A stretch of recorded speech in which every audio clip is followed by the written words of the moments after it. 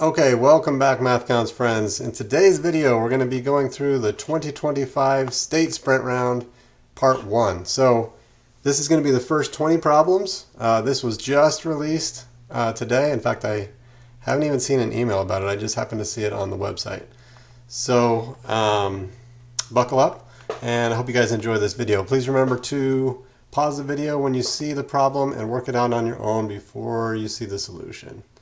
Okay, let's go ahead and go with number 1. This says a pizza that costs $32 is cut into 16 identical pieces and Gil eats 3 of those pieces. What is the monetary value of the portion of pizza Gil ate?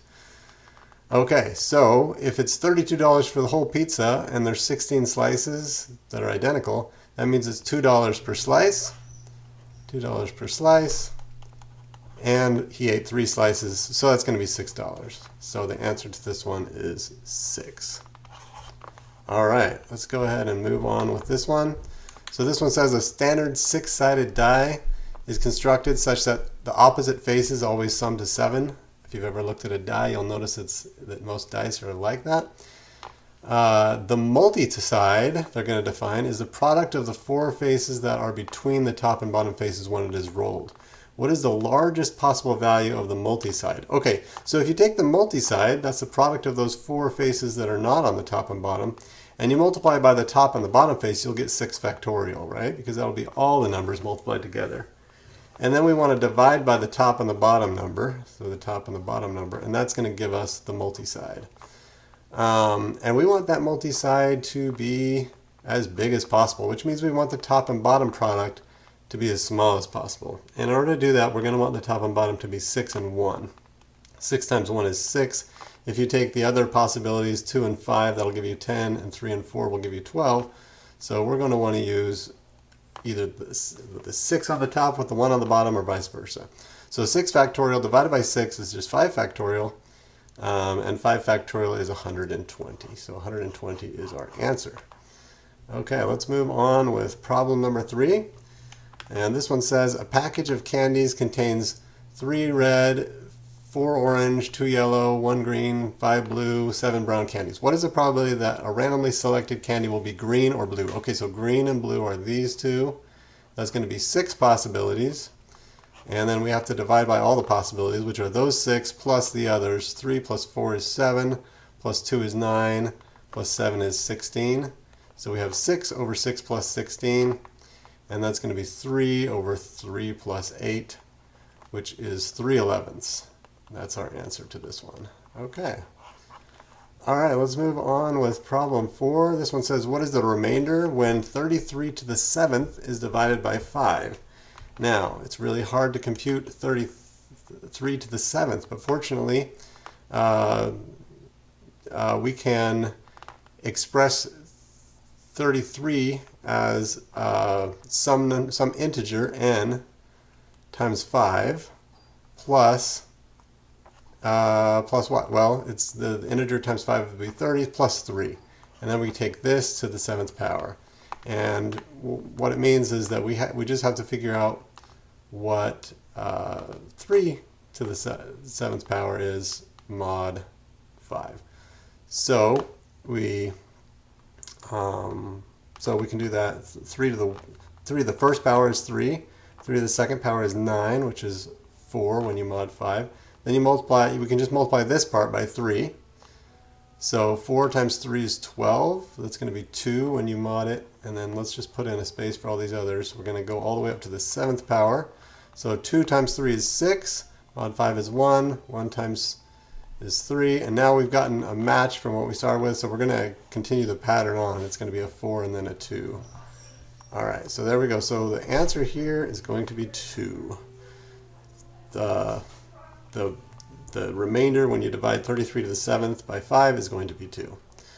All right, let's take a look at the next one. This one asks for the value of this big product on top divided by this big product on the bottom. One thing you can do is you can factor out a 5 factorial on top, and that's going to give you a 1 plus 11 plus 111 plus, or not plus, I'm sorry, fix this. This should all be times. So 1 times 11 times 111 times 1, 1, 1, 1 times 1, 1, 1, 1, 1. Okay, and then on the bottom, if you do the same thing, if you factor out a 5 factorial, you're going to get the same thing but reversed. So you get 5 ones times 4 ones times 3 ones times 2 ones times 1. And you can see that this is the same as this, and this is the same as this. So everything is going to cancel out, and we're just going to get 1 for our final answer on this one. Okay, let's take a look at the next one. This is problem 6. It says, what is the value of x in the equation 1/2 plus 1/3 equals 1 over x? Okay, so 1/2 plus 1/3 is 5/6.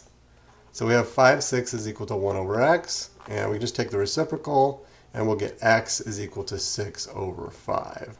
So our answer here is 6 over 5. All right, let's go on with number 7. Number 7 says, what is the greatest possible area in square centimeters of a triangle with perimeter 24 centimeters? Okay, so it turns out that the best way, or the way to get the biggest area from a certain perimeter is to use an equilateral triangle.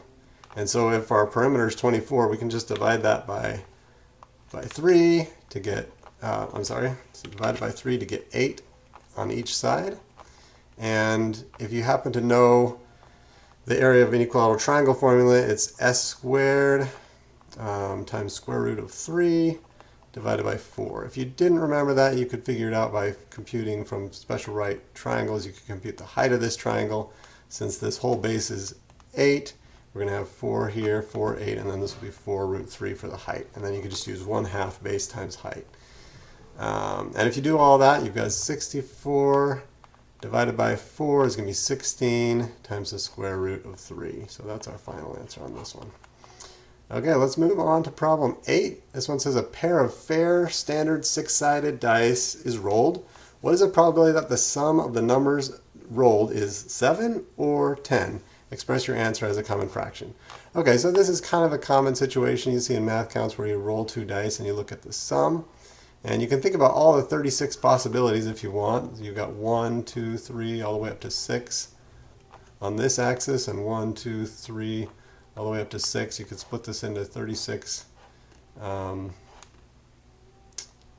pieces like this.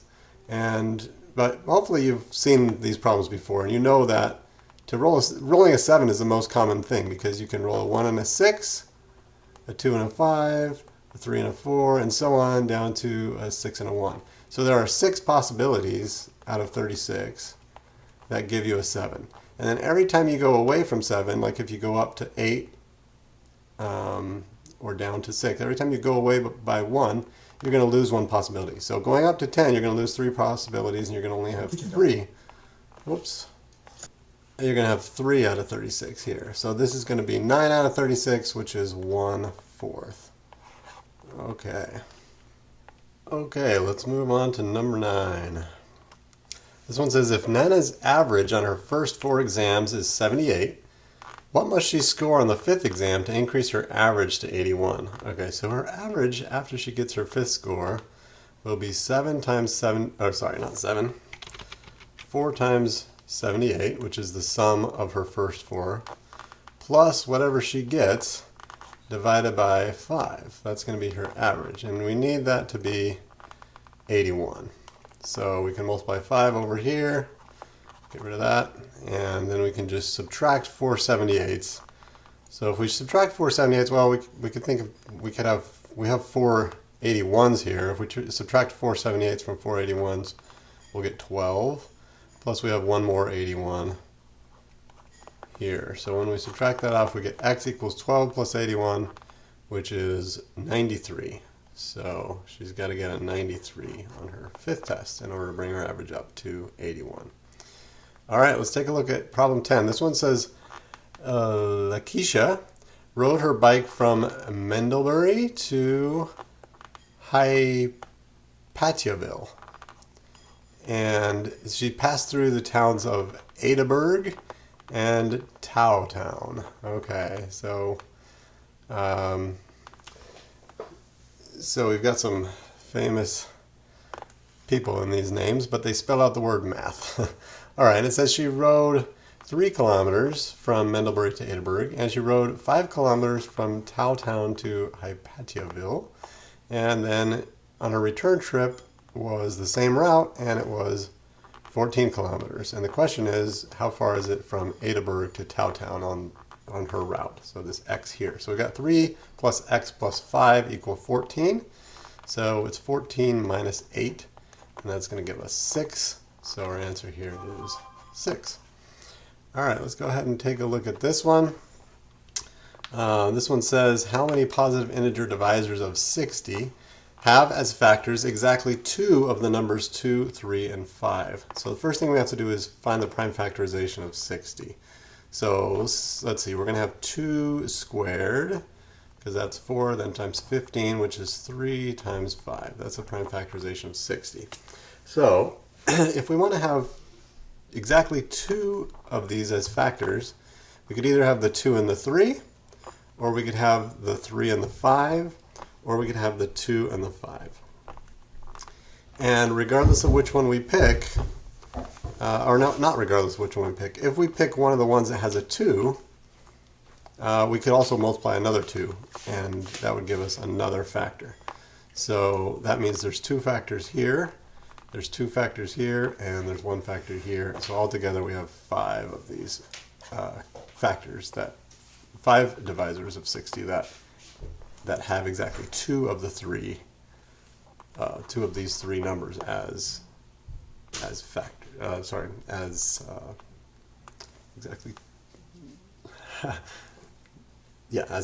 Okay, let's move on to number 12. This one says if x to the 8 divided by x cubed, the whole thing to the 3rd power is equal to x to the n. For what is the value of n for x greater than 1? Okay, so they made x greater than 1, so you don't have to worry about negatives and weird things like that. So we can just simply turn this into x to the 24th.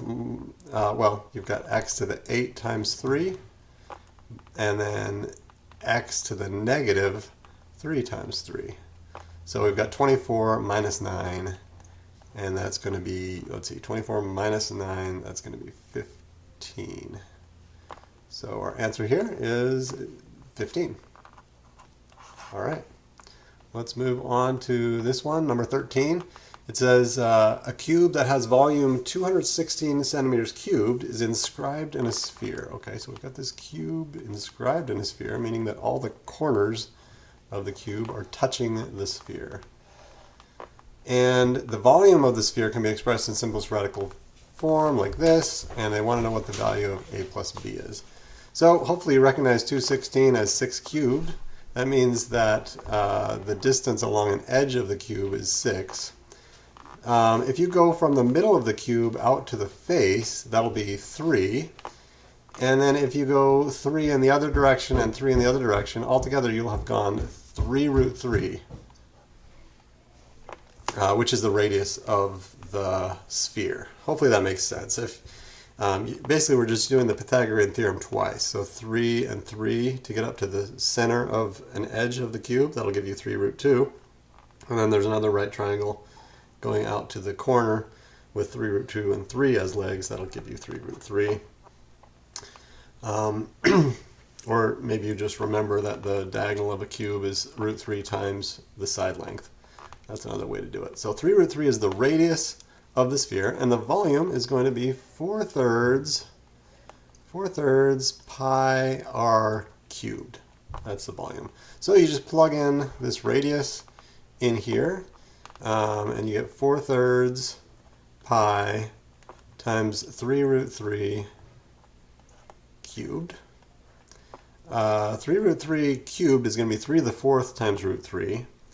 So that's going to give you 4 times 3 cubed, because I'm going to cancel one out here, times root 3 times pi. And what do they want to know? They said it was a pi root b. So b is going to be 3, and a is going to be this thing, 4 times 9, which is, oh, not 9, 4 times 27. 4 times 27, let's see, I think that's 108. And 108 and 3 are A and B. They want to know A plus B. So 108 plus 3 is going to be 111. Okay, so that's our final answer on that one. Let's go ahead and move on to number 14. This one says 1/10 of the sum of the positive integers from n to n plus 10 inclusive equals integer s. What is the least possible value of s? Okay, so we've got n. We're doing the sum of an arithmetic series. So we take the value of the first element in the sum plus the value of the last element in the sum, which is n plus 10. And then we divide that by 2. That will give us the average element in the sum. And then we need to multiply by the number of numbers in the sum, which is 11. And that should give us our sum. But what we really want is not the sum. We want 1/10 of the sum. So this is equal to the sum if we take 1/10 of it. Okay, 1/10 of the sum equals s. So I'm going to change this 2 to a 20. That'll make it 1/10. Okay, so we also know that s is an integer. It tells us that s is an integer here. So we've got, and we want to make this thing as small as possible, but it has to be an integer. If you just plug in 1 for n, you're going to have 1 plus 11. It's going to be 12 over 20. That's not going to be an integer. Even if you multiply by 11, it's not going to be an integer. So, in fact, multiplying by 11 is not going to help this thing. We're going to need this part here to be an integer. In order for that to happen, this top part has to be divisible by 20. And the lowest that it can be and have it be divisible by 20 is 20. So let's just set n plus 10 to be 20. And if we subtract 10, we get 2n equals 10, n equals 5. So that's n, but what we want to know is s. And so we need to plug that n back into this original equation. We've got 20 over 20 is 1 times 11 is 11, so s is 11. So our final answer is 11 on this one. Okay, let's go ahead and take a look at number 15. This one says rectangle ABCD shown here has point E on segment AB such that the ratio of the area of trapezoid EBCD, okay, this area here, to triangle AED, okay, that's this area down here, is going to be 7 to 3. That didn't really work very well, 3. All right, 7 to 3.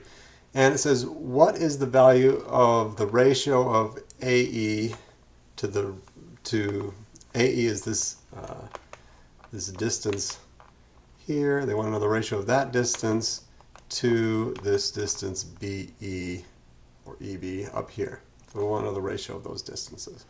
Okay, so the way to do this is to think about a midline going through the rectangle here, because the area of the triangle is going to be the base, which we do not know, times the height from the bottom up to where it hits this midline here. That's going to be half the height of the triangle. And half the height of the triangle times the base will be the area. And then the area of the trapezoid will be, I guess I shouldn't call this the base anymore, but anyway, it's going to be this distance BC times this other height here, the remainder of this height. And what that means is that this midline segment must be in the ratio 7 to 3, because you got the area of the trapezoid is some constant times this top part, and the area of the triangle is the same constant times this bottom section length.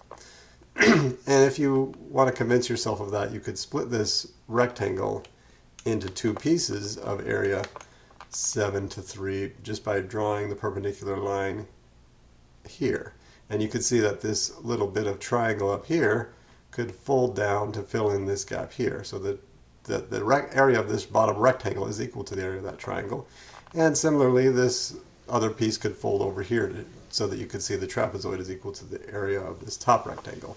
Okay, so all of that hassle has taught us that this top segment has 7 units of length to 3 units on the bottom. And we can use similar triangles, if I redraw that here, in order to figure out the ratio that we want. So we've got this rectangle here, and again, this is the midline, even though I didn't draw it exactly in the middle, where this is 3 to 7, and we want to know the ratio, x to y. Is that right? AE, yeah, AE is x. So we want x to y. So we want x over y. They say they want it as a common fraction. So we can just use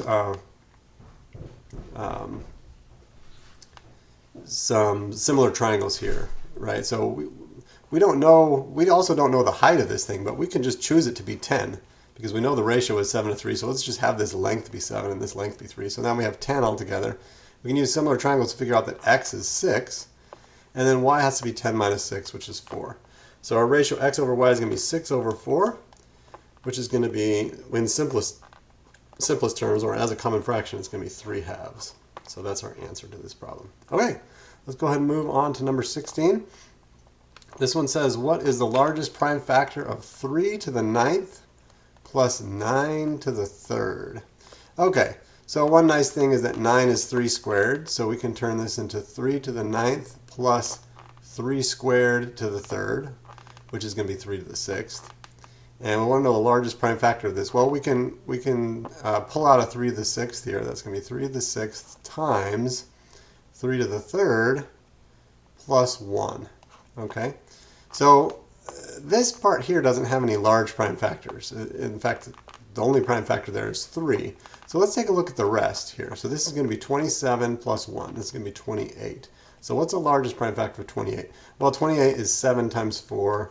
The largest prime factor is going to be 7. So 7 is our final answer on this one. Okay, let's go ahead and move on to number 17. This one says the absolute difference in the areas of two concentric circles whose radii are an integer number of centimeters is 64 pi centimeters squared. Okay, so the difference in the areas is going to be pi times the big radius squared minus the little radius squared, because you've got pi big R squared minus pi little r squared. And we know that that is equal to 64 pi. We can divide by pi here, and we just get r squared minus little r squared is equal to, I'm going to put this as 8 squared. 64 is 8 squared. So this is a Pythagorean theorem type thing if you put the r over on the other side. And basically what we know now is that there is a right triangle that we can form that has as its legs little r and 8.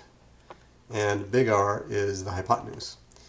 And not only that, we know that all of these are integers because we had, from the beginning, we had whose radii are integer number of centimeters. So we just need to find all the different possible right triangles that are like this. And it says we want to know the sum of the possible values of the radius of the larger circle. So we want to know the sum of these hypotenuses. So we just need to know our Pythagorean triples. You could make a 3, 4, 5 triangle out of this by having this to be 8, and then little r would be 6, and in that case big R would be 10. So that's one possibility. And there's another Pythagorean triple that has 8 right in it. So there's 8, 15, 17 triangle. So if we have 8 as our one leg and 15 as our other leg, then the big hypotenuse is going to be 17. I shouldn't be circling these numbers probably because I usually just circle the answer. But anyway, I've got these two answers, 10 and 17, and when I add them together, I get 27. So that's our final answer. I shouldn't have circled those up. Okay, number 18. This I think was the hardest one of the first 20 problems, at least for me. It was the hardest one. If x and y are distinct real numbers such that x equals y squared minus 4 and y equals x squared minus 4, then what is the value of x squared plus y squared? A lot of times when you have problems like this, where you're not necessarily needing to solve for x and y, there's usually a shortcut where you can just solve for the exact expression that they're asking for.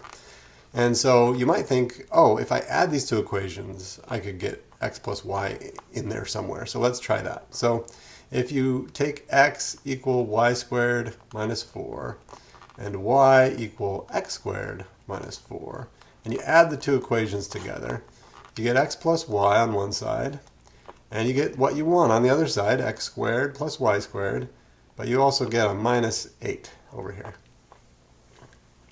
Okay. The other thing you can do is you can subtract the two equations. Well, actually, before we get to that, well, yeah, let's go ahead and do that. So let's subtract the two equations. So if you subtract the two equations, you're going to get x minus y on the one side. We're doing this equation minus this one. And then on the other side, you're going to get, let's see, y squared minus x squared. And then the minus 4 and the minus 4 will cancel. Okay, so we've got this.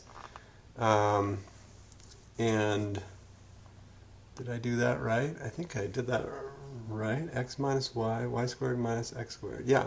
So we can factor this out. This is going to be y plus x times y minus x.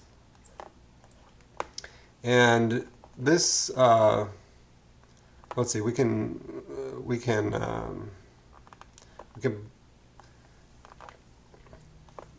call this, well, let's put it all on one side and set it equal to 0. So we've got 0 equals, I'm just going to subtract this x minus y. That gives me a y minus x, and I already had y plus x, y minus x's. So now I've got one more. So what I've got is y plus x plus 1 times y minus x. And now we go back and we look at the problem. It said x and y are distinct real numbers. And so here what we're seeing is that one of our solutions is where x and y are the same. But since we know from the problem that they're distinct real numbers, we know that this is not 0, which means that this part is 0. And what that tells us is that x plus y has to be negative 1. Right? So let's write that up here. X plus y has to be equal to negative 1. And now we can plug that into this other equation that we had, right? So this is equal to negative 1. So if we ignore this part for a minute, we got negative 1 is equal to x squared plus y squared minus 8. We can add 8 to both sides, and we get x squared plus y squared equals 7. And that's what we were trying to find, is the value of x squared plus y squared. So our final answer is 7 on this one. Yeah, definitely a tricky one. All right, let's go on to number 19. This one says if 5b equals b squared plus 6.21, what is the least possible value of b? Express your answer as a decimal to the nearest tenth. Okay, so this is a quadratic equation. I'm going to just write it. I'm going to subtract 5b from both sides, and I get b squared minus 5b plus 6.21 is equal to 0. And now I can do my quadratic equation on this. So minus b is going to be 5 plus and minus the square root of b squared, which is 25, minus 4ac. Okay, so 4 times 6.21 is going to have 24, which is 4 times 6. And then 4 times 0.21 is 0.84.